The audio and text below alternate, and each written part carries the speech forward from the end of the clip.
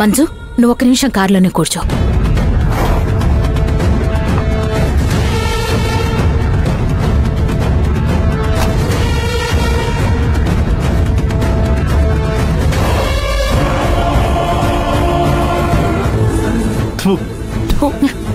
Hello, ఏంటి మీరు చేస్తున్న పని?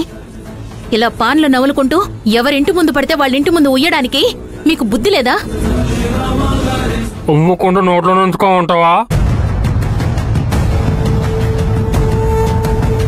ఈసారి ఎక్కడైనా ఉమ్మేటప్పుడు నీకు చెప్తాలే, అప్పుడొచ్చి క్లీన్ చేద్దు గాని.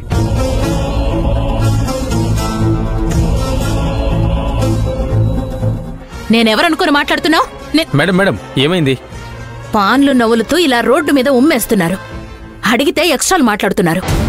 యదవలు యదవలు, పల్లెటూరు వైద్యులు మేడం. ఇటా కొట్టి చెప్తే గానీ అర్థం కాదు. సారీ మేడం, మీరు వెళ్ళండి, నేను క్లీన్ చేపిస్తాను. ఏందనో దానికి భయపడుతున్నావు? రేయ్, మనం వచ్చిందే ఏరే పని మీద. దాన్ని భయపెట్టాల్సిందే మనం కాదు.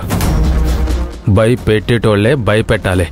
నోరు మూసుకొని మేక నమిలినట్టు ఆ కిల్లి నమలకుండా రండి.